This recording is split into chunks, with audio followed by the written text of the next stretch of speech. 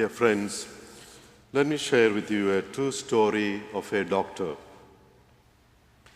In the year 1988, there was an article published in the American Way magazine owned by the American Airlines.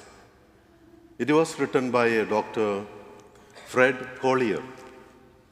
Fred was a medical student in the Army when the World War II ended in 1945. He was from a Kansas family that didn't have the kind of money needed to complete his medical school.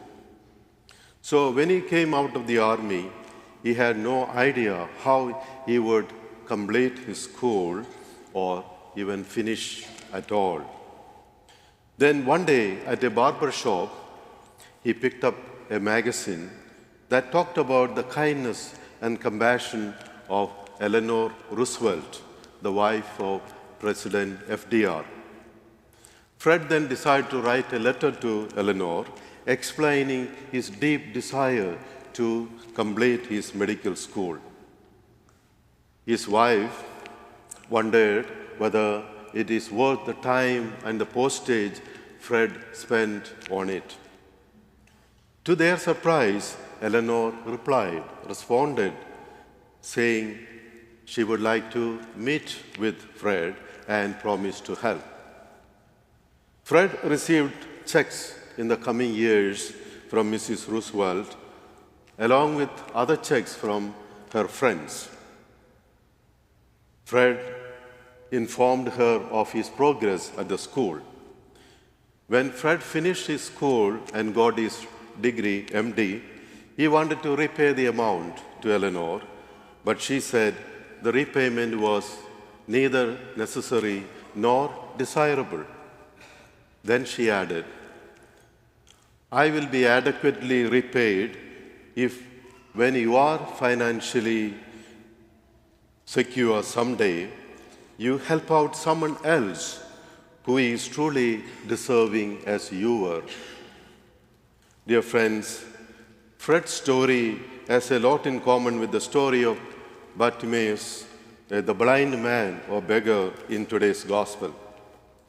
Like the blind man, Fred had a problem and he sought help from outside, and he was helped beyond his wildest dreams. The story of Jesus and the blind man shows us that there are times that we all need help. We cannot do it all by ourselves. Therefore, we must turn to God and others who will be more than willing to help us out of their goodness of their heart, just as Eleanor did for Fred. However, there are times when neither ourselves nor others can help us. When Jesus passed by the town of Jericho, the blind man called out, "Jesus, Son of David, have mercy on me." Now, many people tried to silence him and rebuked him for calling out to the Lord. But that didn't stop him. He cried out all the more, and he persisted in his trust in the Lord despite the challenges he faced.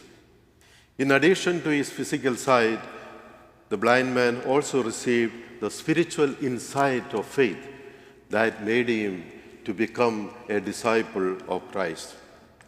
Thus, his encounter with the Lord changed or transformed his life forever.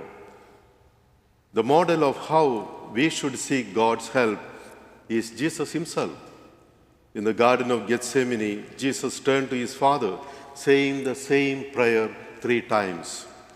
"Father, let this cup pass from me, yet not as I will, but as you will." The disciples of Jesus were not of much help. They all ran away when Jesus was arrested and when he needed them most. God did help Jesus, not by taking away his suffering and pain. Rather, God gave him the strength and the courage to bear the cross. And that is how God helps us too. God does not always answer our prayers the way we want them to be answered. Not all our wishes or wants are fulfilled. But God does answer them according to His will and at the appropriate time. And if we do this prayerfully and with an attitude of trust, certainly God and others will help us in ways more beautiful than we ever imagined. Let me now close with a prayer that was composed by an anonymous Confederate soldier. This prayer seems to be very relevant and meaningful for us. It says, I asked for health that I might do greater things.